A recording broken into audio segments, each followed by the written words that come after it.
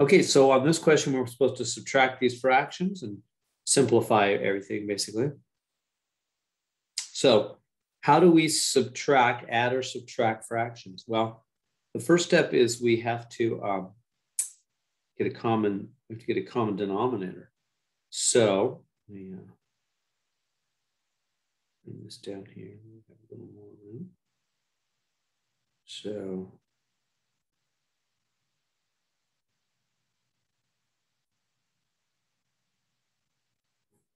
9 in the x minus 3 and 4 in the x. Okay. And so step number 1, multiply top and bottom of each fraction to make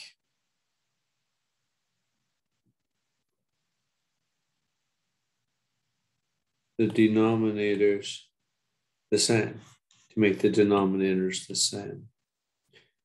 Okay, so I'm going to multiply top and bottom of this one by x and top and bottom of this one by x minus 3.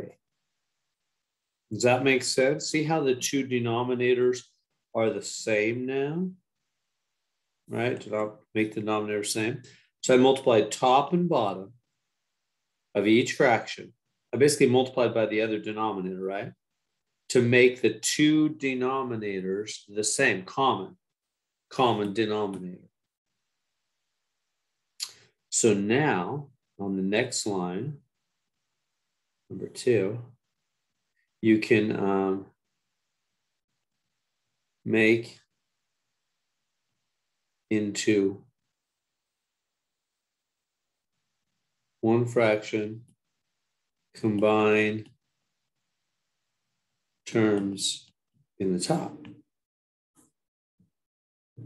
So the denominator is going to be x minus 3 times x, or whichever order you want to put that in, it doesn't really matter. That makes sense. We have x and x minus 3 in the denominator. Now what happens in the top? Well, 9 times x is just 9x minus 4 times x minus 3. That good so far? And then we've got to distribute that like that. So we'll get one more line here. And it'll become 9x minus 4x plus 12. On the bottom, you just leave it.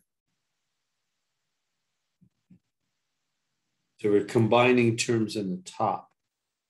And so one more line, let's just write it right here. What will that equal?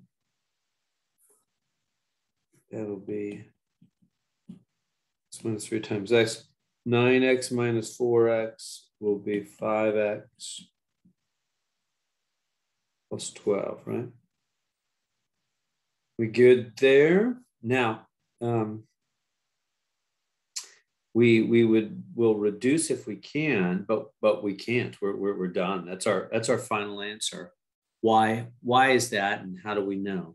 Well, we can't cancel these x's. Why not? Because this one on the top is added, subtracted. Remember that. So we cannot cancel. So 3. I'd say reduce if possible. Reduce if possible, but we cannot cancel added, subtracted items. So things that are added and subtracted, you can't cancel. So I can't cancel that x. So instead,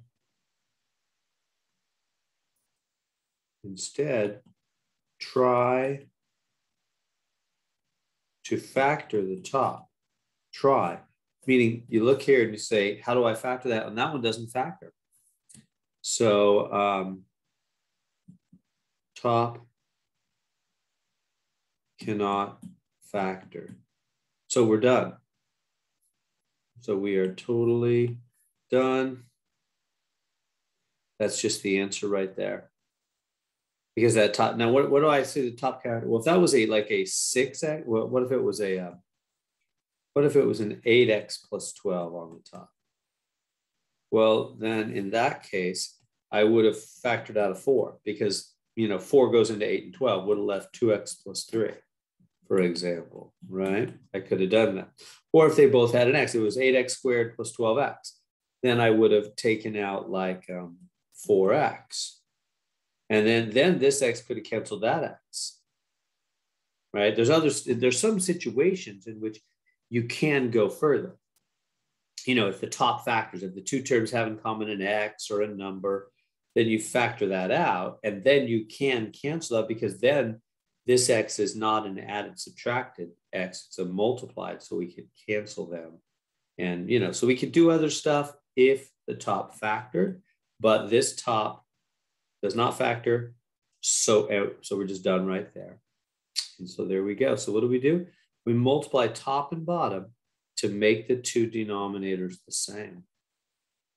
And then we just combine terms on the top and factor the top if we can. If we can't, we're done.